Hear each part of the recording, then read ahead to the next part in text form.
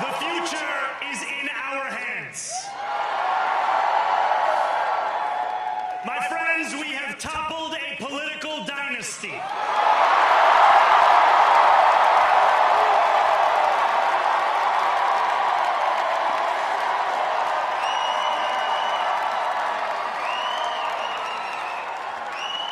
I wish Andrew Cuomo only the best in private life. Tonight, we have stepped out from the old into the new. So let us speak now with clarity and conviction that cannot be misunderstood about what this new age will deliver and for whom. This will be an age where New Yorkers expect from their leaders a bold vision of what we will achieve, rather than a list of excuses for what we are too timid to attempt. Central to that vision will be the most ambitious agenda to tackle the cost of living crisis that this city has seen since the days of Figueroa LaGuardia.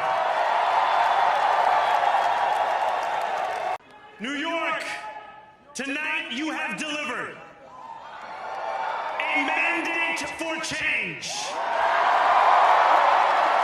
a mandate for a new kind of politics, a mandate for a city we can afford, and a mandate for a government that delivers exactly that. And there are others who see politics today as too cruel for the flame of hope to still burn. New York, we have answered those fears. So hear me, President Trump, when I say this. To get to any of us, you will have to get through all of us. The conventional wisdom would tell you that I am far from the perfect candidate. I am young, despite my best efforts to grow older.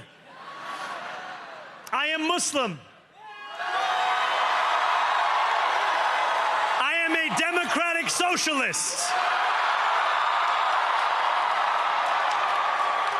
And most damning of all, I refuse to apologize for any of this.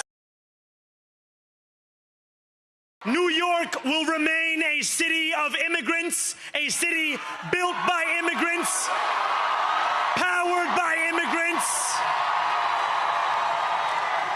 and as of tonight, led by an immigrant. So Donald Trump, since I know you're watching, I have 4 words for you. Turn the volume up.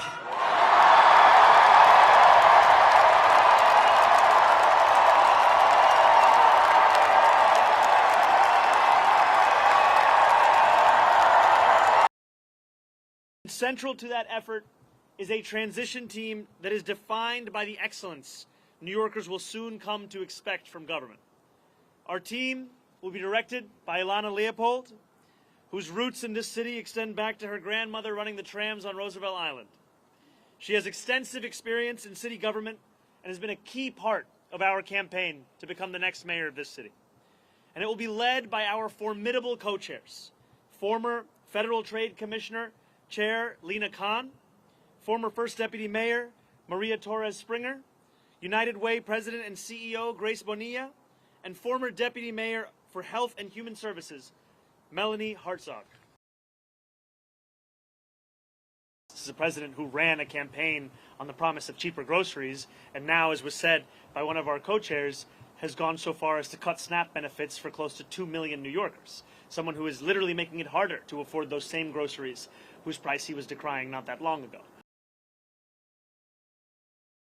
I continue to be interested in having a conversation with President Trump on the ways in which we could work together to serve New Yorkers, whether that be delivering on his campaign promises around cost of living or the many issues that New Yorkers have been sharing with me about the drastic impacts that the legislation that President Trump has ushered through Washington will mean for them and their lives. I can see the dawn of a better day for humanity. Zohran Mamdani will become the next mayor of New York City. He is making history as the first Muslim and South Asian to lead New York City. At 34 years old, he is the youngest mayor the biggest city in the U.S. has elected in well over 100 years. It is our moment. Mamdani is a political newcomer. My name is Assemblymember Zohran Mamdani. In 2020, he was elected to the State Assembly, representing just over 100,000 people in Queens. His inexperience became a key issue in the race. This is not a job for a first-timer. What I don't have in experience, I make up for in integrity. I'm about to say something to you you've never heard a politician say. Please stop sending us money. Mamdani has disrupted traditional political campaigning. He harnessed the power of social media and was a constant presence on the trail, speaking directly to voters, sometimes in their own language. Pura ballot puron korbe. And he shocked the political establishment by beating former Governor Andrew Cuomo in the Democratic primary earlier this year. The night was not our night. I will work to be a mayor. You will be proud to call your own. His policies have drawn fierce support and criticism. Mamdani is a member of the Democratic Socialist of America. He won over younger, progressive voters and the city's immigrant communities with a pledge to raise taxes on the wealthy, make public buses and childcare free, and freeze rent for 2 million rent-stabilized tenants across the city. I'm freezing. Your rent. Let's plunge into the details. He has also faced criticism over his stance on Israel. The Assemblyman still won't say he believes that Israel has the right to exist as a Jewish state. I've said time and again that I recognize Israel's right to exist. And from business leaders opposed to taxes on the wealthy. Do you like capitalism?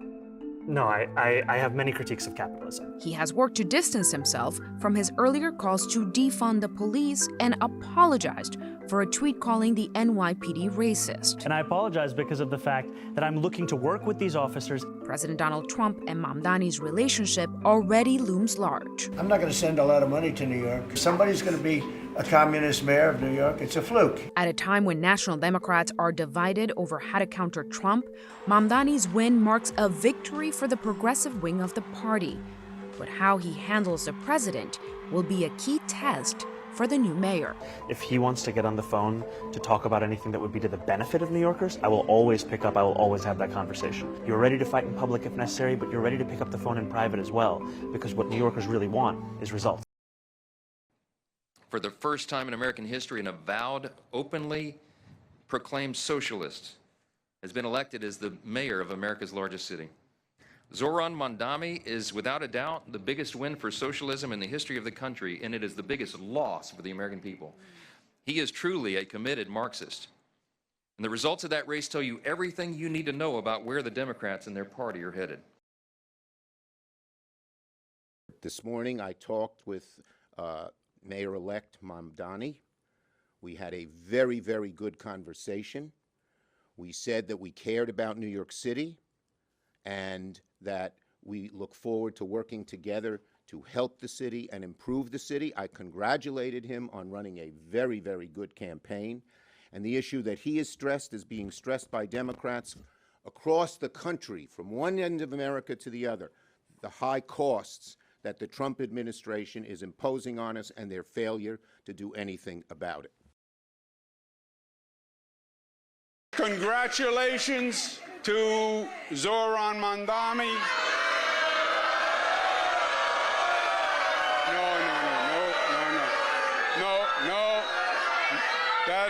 No. That is not right. That is not right, and that is not us. That is not us. Tonight was their night, and as they start to transition to government, we will all help any way we can because we need our New York City government to work. We want it to work for all New Yorkers because our city is the greatest city in the world, and we will unite for New York City because we love New York City. Mark, the election of socialist Zohran Mamdani, highlighting the ideological divide within the Democratic Party, pitting far-left progressives and socialists against more moderate Democrats who worry his win could make it harder for the party in swing districts as Republicans use his radical proposals to drum up support among their base. You have a range of views with the people being elected on the same day that I think will limit the fact that that one candidate or the other represents the future of the Democratic Party. In some ways, what they represent is the continuing debate in the Democratic Party about how left they want to go.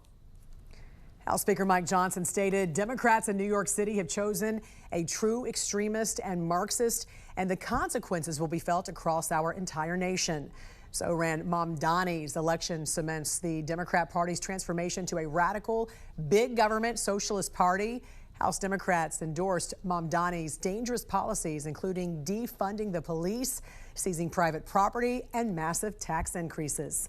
The White House also slamming Mamdani over controversial remarks he made, blaming the president for bomb threats at some polling locations in New Jersey. I saw those comments from Mamdani. I think they are completely irresponsible, and they are based on zero evidence. And I think this is just another example of how the Democrat Party unfortunately stands for nothing. All they stand against is President Donald Trump. And I think it's quite sad to see that we have someone at the top of the ticket on an election day today saying such things about the president when he obviously had absolutely nothing to do with those threats. New Jersey authorities have already arrested a juvenile in connection with threats made at one polling location. I am Muslim.